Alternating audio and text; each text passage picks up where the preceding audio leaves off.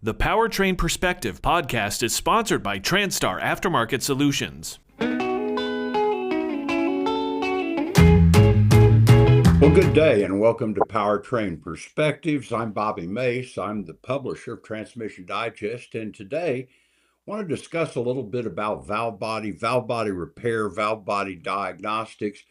And so I've picked on one of the industry's recognized experts, a guy who's been around. He's been involved in the technical aspects of transmission rebuilding and torque converter rebuilding for years and years. He now operates his own consultancy firm where he consults with reman people and builders and basically anybody who needs to take on the complexities of transmission rebuilding and related items. So here's Bob Warnke, who comes to, where are you, Bob? You're way up in northern Michigan. Is that where you are? Northern, yes, but northwest Wisconsin, south of Duluth Superior. Okay, so you're up in the cold areas this morning.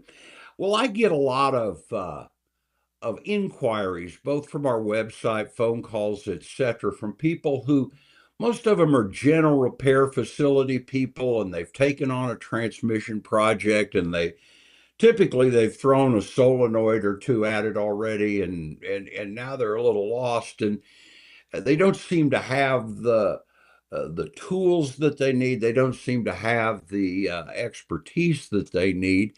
And I thought we'd address a little of that, and maybe it either causes people to get the right tooling and the right education, or maybe it scares them away and brings things to a transmission repair facility. But most of these guys, they've gotten an OBD2 code of some sort. They've got the digital trouble code, and they've started heading into it. Now, when you test a valve body, is it the harness, the solenoids? Where do you start? Well, that's a good question, Bobby, and it's always complicated depending on what the original complaint was.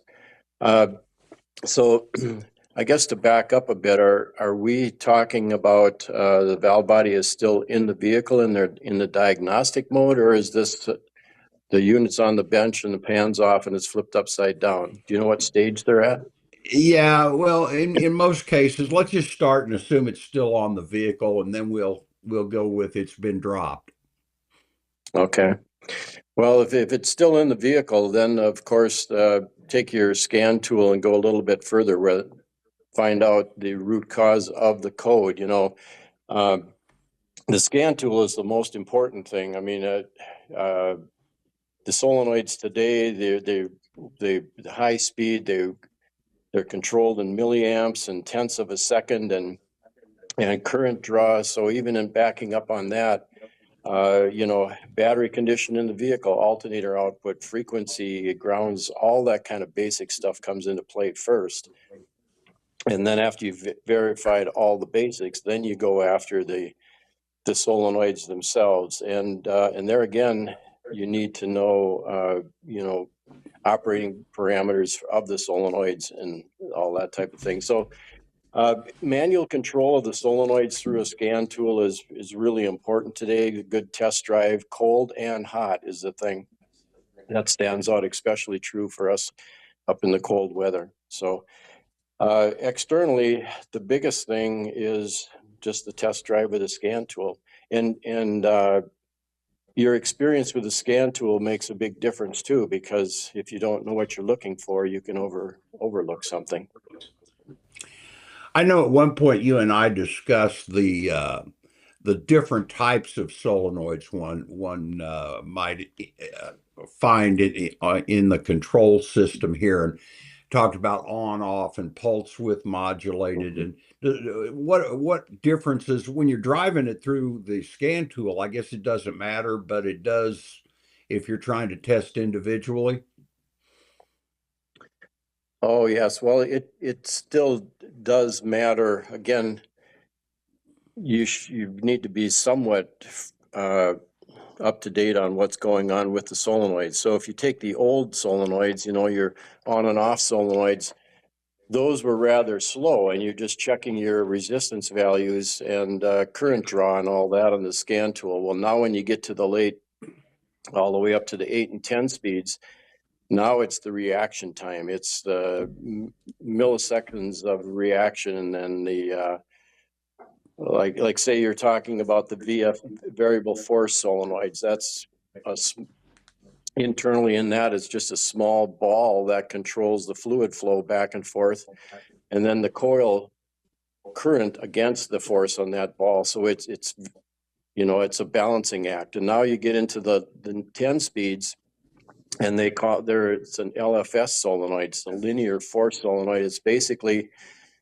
It's like a electric motor with an armature on it, and the armature it's a physical pin that comes out and pushes on the valve and the valve body.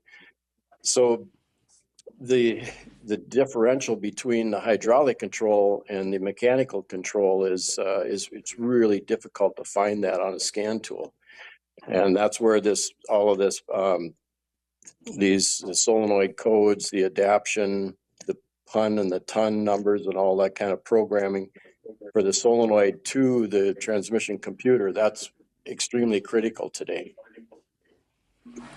Now, if we move on and we've got the valve body on the bench, I know we do a visual inspection, but now we're looking for mostly the wear in the hydraulic circuits. Is that correct?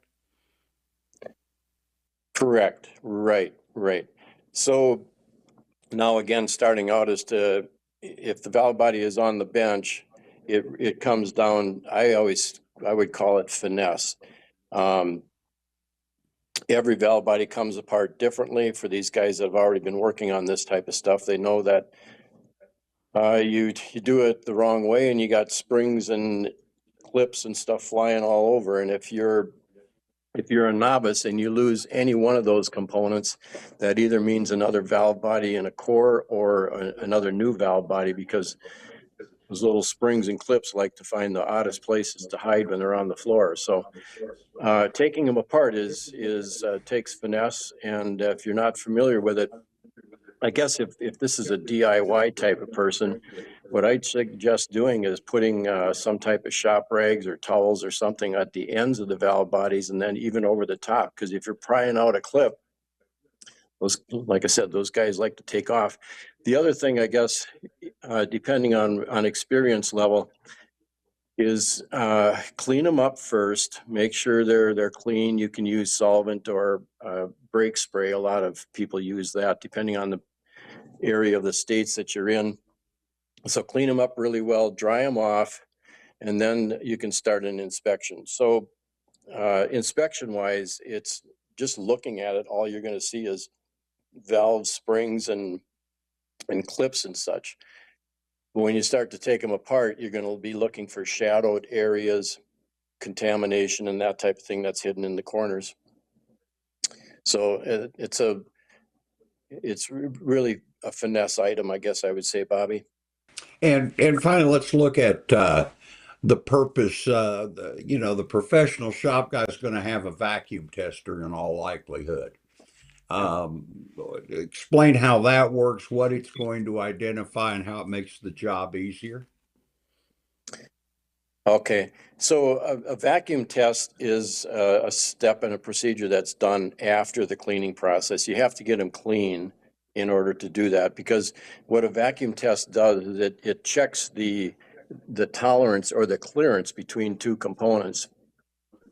And to back up on this, you can do vacuum tests on all kinds of different items, but for those that are in the automotive career, they would recognize that vacuum testing in this application actually extended from checking valve interference angle. So between the valve face and the seat, you would pull a vacuum on those to make sure that they're sealed off properly. Well, we just took that concept and turned it into the valve body side of it. So now what you're doing is you're checking the clearance between a valve and the casting. So there has to be clearance in order for the valve to stroke. But what ends up happening from wear and cycle time and contamination is the valves are loaded into one of the surfaces. So the fluid comes in and pushes on the valve in one direction, and the spring is loading the valve in another direction. And after so much cycle time, it eventually pushes that valve edge into the casting and it wears it out. Now you got excessive clearance. Well, that excessive clearance isn't really a problem, again, when you're cold here in Wisconsin, but when the vehicle gets hot, then the shift timing and all of the things that we were talking about before is so critical that it starts to get slower and less reaction time. You start to get the bumpy shifts and it starts setting codes, and that's all that is the end result. So the vacuum test basically finds tolerance is what its purpose is. And in a lot of our archives that you'll find in the Transmission Digest website, uh, you'll find reference to sleeving and that type of thing, which addresses that wear in the valve body without replacing the entire valve body. Correct. Right. There's many different methods. There's sleeving is one where you would either put a sleeve into a bore and you're not reaming it or oversizing it or anything. You're just making the valve diameter smaller, the sleeve fit into the original bore.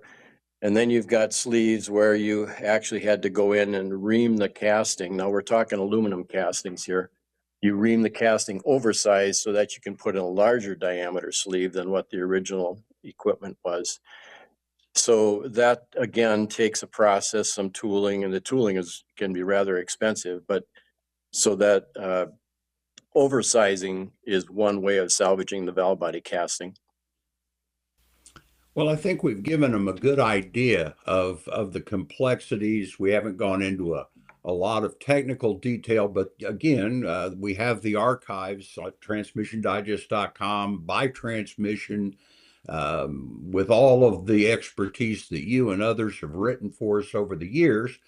And but be aware, it's not real easy. There's a lot of complexity involved in taking on the valve body of a modern day 8-speed, 10-speed transmission. Definitely true. Definitely true. All right. Well, Bob Warnke, we appreciate you spent a little time with us today. And I know I'll see you, I guess I'll see you in Salt Lake City here in a couple of months when we gather for the TCRA conference. Hopefully so, yes. Thanks, Bobby. All right, bud. Well, thank you. And thanks to Yep. everyone who joined us today for Powertrain Perspective.